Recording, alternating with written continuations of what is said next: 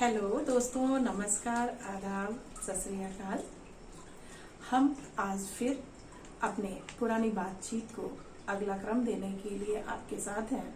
और जैसा कि हमने आपसे वादा किया था कि बिहेवियर थेरेपी हमारी इस मुलाकात का विषय होगा, तो दोस्तों सबसे पहले हमें ये ध्यान देने की जरूरत है कि आधुनिक युग में मानव जीवन इतना ज्यादा तनाव ग्रसित हो गया है कि व्यक्ति को समझना मुश्किल हो गया है कि किन चीजों को प्राथमिकता दी जाए, अपनी जिम्मेदारी, अपनी आवश्यकता या फिर अपने स्वास्थ्य, मानसिक स्वास्थ्य। दोस्तों, जब भी कोई तनाव अति से गुजर जाता है तो वह रोग का कारण बन जाता है, मानसिक विकृतियां उत्पन्न होती है जिसे हम अवसाद कहते हैं। अवसाद बड़ा ही परिचित शब्द है, डिप्रेशन जिसका हिंदी पर्याय है। दोस्तों, हमारी इस मुलाकात में हम सबसे पहले अपने डॉक्टर साहब, डॉक्टर शिरोमणि सर का स्वागत करते हैं। डॉक्टर साहब बहुत बहुत नमस्कार। डॉक्टर साहब कैसे हैं? ठीक है सर। सर, हमने अपने दर्शकों से वादा किया था कि हमारी बातचीत का सिलसिला आज बिहेवियर थेरेपी से शुरू होगा जी। पर इससे पहले हम आपसे यह जानना चाहते हैं कि बिहेवियर थेरेपी की आवश्यकता से पूर्व व्यक्ति को हम कब चयनित करें कि उसे मानसिक उपचार की आवश्यकता है, अर्थात हम कैसे इस बात को चिन्हित करें कि अमुक व्यक्ति अवसाद से घिरा है, वह डिप्रेशन जैसी स्थिति में है। जी जी। अवसाद से जो व्यक्ति घिरा रहता है उसके कुछ सिम्पटम्स सामने आते हैं। जी जी। जैसे एकांकीपन, वो अकेले में रहना चाहेगा, वो ग्रुप में 2-4 लोगों के बीच में नहीं रहेगा। गुमसुम रहना, किसी से बातचीत न करना, अपने ही में मस्त रहना और खाने पीने पर उसका ध्यान न रहना। नींद नहीं आती है उसको, नींद की परेशानी हो जाती है जी। जब कभी भी बोलेगा, वो किसी से जबरदस्ती अगर बुलवाने की कोशिश की जाएगी तो वो गाली गलौज भी कर सकता है। चिड़चिड़ापन और डिप्रेस्ड मनोस्थिति स्थिति उसकी दबाव में रहती है। डिप्रेशन यानी दबाव। तो ये सब कुछ लक्षण हैं सर जी। बिल्कुल बिल्कुल सही कहा आपने, एकाकीपन की बात। जहाँ तक मेरे संज्ञान में है जी कि अवसाद पीड़ित व्यक्ति प्रायः स्वयं में ही परेशान पाया जाता है जी। यहाँ तक कि उनके परिजन भी जी एक सीमा के बाद समझ पाते हैं जी। कि मेरा बच्चा जी। मेरा बेटी बेटा कोई भी है वह किसी बीमारी की तरफ बढ़ रहा है जी। तो डॉक्टर साहब, बीमारी का जब पहचान हो गया, जी। बात अब उपचार की आती है जी। तो ऐसे व्यक्ति के लिए जी। उचित और सफल उपचार किस प्रकार के होते हैं? देखिए मैडम, आधुनिक चिकित्सा पद्धति में मेडिसिनल इलाज भी हैं, दवाएं दी जाती हैं डिप्रेशन होने पर। तो वो दवाएं तो अपना काम करती ही हैं, उसमें सबसे बड़ी भूमिका जो होती है वो बिहेवियर थेरेपी, व्यवहार चिकित्सा की होती है। डॉक्टर साहब, अब हम बिल्कुल अपने विषय पर आ चुके हैं। जी। तो यह बिहेवियर थेरेपी जी। क्या है, कैसे होती है, जी। यह हमारे श्रोता दर्शक का सुनने का विषय है। जी।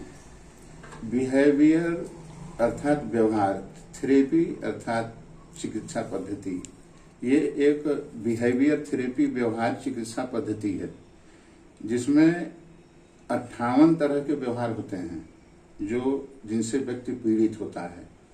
उनको मैं सिलसिलेवार लेके चल रहा हूँ। आज आपको 10 व्यवहारों के विषय में बताएंगे हम, फिर धीरे धीरे क्रमशः इसी तरह से सारे व्यवहारों की बात करेंगे। बिल्कुल, यह तो बहुत ही अच्छी बात है कि हम पूरे धैर्य और इत्मीनान से एक एक चीज को समझें और समझाएं। यही होगा हमारे बातचीत का उद्देश्य। जी सर, तो बताएं। पहला व्यवहार आर्गुइंग है।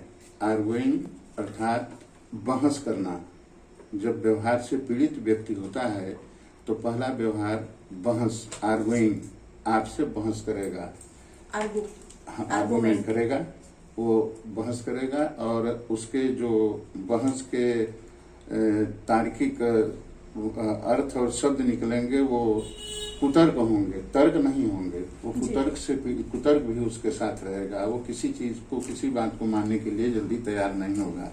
जी। दूसरा व्यवहार है बटिंग। बीच में बातचीत की, जैसे आप कोई बातचीत कर रहे हैं तो बीच में ही आपकी बात को काटेगा।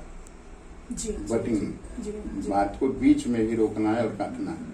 ये मतलब अगले की बात को सुनने का धैर्य नहीं, वो बात को काटेगा, वो सुनेगा नहीं आपकी बात को, वो बात को काटेगा, बीच में ही काटेगा। जी।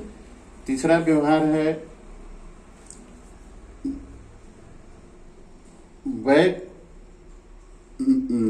बैक बेडिंग, अर्थात पीठ पीछे, आपके सामने नहीं, आपके हटने पर पीठ पीछे वो बातें करेगा, तमाम तरह की बातें करेगा। सामने आपके नहीं बोलेगा, लेकिन जब आप हट जाएंगे, आप उसके गार्जियन हैं या कोई हैं, तो आपकी खिलाफत या आपकी बातों को आपके पीठ के पीछे करेगा। जी बिल्कुल। और यह कहीं न कहीं उसका स्वयं से तर्क करना जी, है। जी, है ना, ये स्वयं से तर्क करना है कि मैं जिसके साथ हूँ या जो मुझे समझा रहे हैं वो गलत कह रहे हैं या सही कह रहे हैं। और प्रायः वह यह सोचता है कि अगला व्यक्ति उसे समझ नहीं पा रहा है, उसकी समस्याएं कुछ और है, वह उसे और कुछ समझाने की कोशिश कर रहा है। बिल्कुल। अगला है भावना में बहना, इमोशनल नहीं, क्रेजी अवे, भावनाओं में बहना। वो आपसे ऐसी बातें करेगा कि वो भावनाओं में ही मालूम होगा, उसकी अपनी ओरिजिनलिटी, अपनी जमीनी हकीकत नहीं रहेगी। वो सिर्फ कैरिड अवे, इसको कैरिड अवे बोलते हैं, भावनाओं में बहना। वो हमेशा भावना में ही बहता रहेगा, ओरिजिनलिटी उसकी कुछ आपको मालूम नहीं होगी। Carried away. Okay sir. Next है डायरेक्शन लाइटली, यानी आपका आदेश अगर उसको आप कुछ देते हैं, कुछ कहते हैं उसको करने के लिए, तो डायरेक्शन लाइटली, हल्के में लेना। आपके बातों को वो हल्के में लेगा। डायरेक्शन लाइटली, आपकी आज्ञा को वो हल्के में लेगा, नहीं मानेगा या हल्के में लेगा। ये व्यवहार होता है। इसके आगे व्यवहार है सर जी, डिसरिस्पेक्ट, अपमान करना। अच्छा। आपका डिसरिस्पेक्ट करेगा, आपको सामने ये साबित करेगा कि हम आपका आदर नहीं करते हैं, आपका हम अपमान करते हैं। डिसरिस्पेक्ट या उसके बिहेव से, व्यवहारों से बिल्कुल, क्योंकि यह चीजें ना एक दूसरे से जुड़ी हुई है। यदि वह स्वयं से आपको लेके तर्क करता है, आपके चीजों को समझने के लिए वो बिल्कुल तैयार नहीं है, अपने भाव के आधार पर आपके से जो उसकी अपेक्षा है जब वह पूर्ण नहीं होती है, तो बिल्कुल कहीं न कहीं यहाँ अवज्ञा जैसी बात आ ही जाती है। सर फिर डायरेक्शन लाइटली, और फिर इसके आगे एक व्यवहार है इमोशनल ब्लैकमेलिंग। जी, भावनात्मक रूप से दूसरे के साथ खिलवाड़ करना, दूसरे की भावना से खिलवाड़ करना। बिल्कुल बिल्कुल ऐसा होता है जी, इमोशनल ब्लैकमेलिंग। इसके आगे व्यवहार है फॉल्स ब्लेमिंग, झूठ बोलना, आरोप लगाना, झूठे आरोप लगाना। ये फॉल्स ब्लेमिंग वो लगाएगा, झूठ बोलना और आरोप लगाना, दूसरे के ऊपर आरोप लगाना, इस तरह से फॉल्स ब्लेमिंग। दोस्तों यहाँ थोड़ा सा हम डॉक्टर साहब की चीजों को एक बार आपके तक सही तरीके से बताते हैं। डॉक्टर साहब का यह कहना है कि इमोशनल ब्लैकमेल का तात्पर्य यह नहीं है जो आमतौर पर लोग ब्लैकमेलिंग को समझते हैं। ब्लैकमेलिंग का तात्पर्य यहाँ यह है कि हमारे अपने जो हैं उनके भावनाओं का निरादर करना।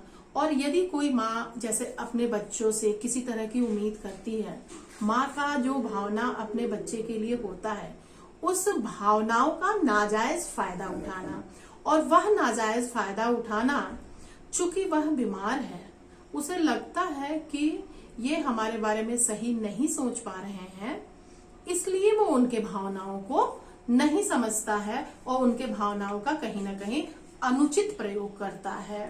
और ऐसा होने पर वो फिर जब वो अपने बात को उनके सामने रखते हैं तो वो इतना ज्यादा भाव में बह जाता है, आपकी भावनाओं का निरादर करते हुए कहीं ना कहीं वह अपनी बिगड़ी हुई स्थिति का जिम्मेदार आपको साबित करता है। यही है गलत आरोप लगाना। जी ना डॉक्टर साहब? जी हाँ, इमोशनल ब्लैकमेलिंग। अगला एक व्यवहार आता है मैडम, ये गलत व्यवहारों की जननी है। ये व्यवहार है ग्रांटेड, बिना पूछे अधिकार जताना। आपको ज्यादा से ज्यादा इस व्यवहार से पीड़ित लोग मिलेंगे। आपसे कोई चीज पूछेंगे नहीं, आपकी कोई वस्तु है उसको बिना पूछे उठा लेंगे, इस्तेमाल शुरू कर देंगे। इस तरह से तमाम लोग मिलेंगे जो ग्रांटेड व्यवहार, बिना पूछे हक जताना, ये बहुत ही गलत व्यवहार है। और आजकल इससे पीड़ित ज्यादा लोग आपको मिलेंगे। ग्रांटेड, जबरदस्ती अधिकार जताना। जी, तो यह थे हमारे आज के जी एक अवसादित व्यक्ति के अंदर जी जो अनुचित व्यवहार जी देखे जाते हैं। जी डॉक्टर साहब, चलते चलते एक छोटी चर्चा जी बिहेवियर थेरेपी पे कर लेते हैं। जी। हम अगली मुलाकात में जी इस अन्य लक्षणों पे भी चर्चा करेंगे, जी। किंतु हम अपने दर्शकों को जी। आज बिहेवियर थेरेपी पर भी जी। एक छोटी बातचीत रखना चाहते हैं। जी, जी। तो यह बिहेवियर थेरेपी क्या है, कैसे होती है? यह व्यवहार चिकित्सा है। जी सर। आप व्यवहारों से पीड़ित व्यक्तियों के लिए इससे अच्छा कोई इलाज नहीं है। और लगभग कमोबेश हर व्यक्ति कहीं न कहीं से इन व्यवहारों से पीड़ित है। और इसकी जरूरत है कि इसकी जागृति लाई जाए। इसको विशेष स्तर पर समाज में, घर में शुरुआत घर से की जाए और समाज में ये जाना चाहिए। आजकल इसकी ज्यादा आवश्यकता है, बिहेवियर थेरेपी की, व्यवहार चिकित्सा। बहुत से लोग पीड़ित हैं मैडम, जिनको जो है कहा नहीं जा सकता है। इसको महसूस किया जा सकता है और देखा जा सकता है। बिहेवियर थेरेपी का जो उपचार है जी, वह भी किसी हॉस्पिटल में, किसी अस्पताल में, मतलब ये इसके काउंसलर होते हैं मैडम। जी। ये बिहेवियर थेरेपी के काउंसलर होते हैं। जी। वो उस पेशेंट की भावनाओं को समझते हुए, उसकी बातों को समझते हुए, उसकी आवश्यकताओं या उसके मस्तिष्क में जो भी भावनाएं उठ रही हैं उसको टेकअप करता है, पकड़ता है, उनकी बात को सुनता है, समझता है। यही है आपका जो है काउंसलिंग। काउंसलिंग के माध्यम से ही बिहेवियर थेरेपी दी जाती है। तो काउंसलर ही दोस्तों, देता है। ये है काउंसलिंग। काउंसलिंग हमारा बड़ा ही नोन वर्ड है और व्यवहार मतलब बिहेवियर थेरेपी के लिए, जैसा कि हमारे डॉक्टर साहब ने बताया कि पीड़ित व्यक्ति से बातचीत के दौरान उनका उपचार किया जाता है। तो सबसे पहला उपचार का जो प्रथम पावधान है वह यह है कि एक काउंसलर अपने पीड़ित व्यक्ति से इतना फैमिलियर हो, इतना उसका अपना बन जाए कि सबसे पहले वह उसके परेशानी की जड़ तक पहुंचे। और जब परेशानी का कारण पकड़ में आ जाता है तो उपचार भी मुमकिन हो जाता है। और उपचार के इस बातचीत को, बिहेवियर थेरेपी की इस बातचीत को आज हम यहीं विराम देते हैं। अगली मुलाकात में हम इस बातचीत को फिर आगे बढ़ाएंगे। तो दोस्तों, आज की मुलाकात यहीं है। अब इजाजत दीजिए हमें, हमारे डॉक्टर साहब के साथ अगली मुलाकात में फिर बातचीत होगी। नमस्कार। नमस्कार मैडम।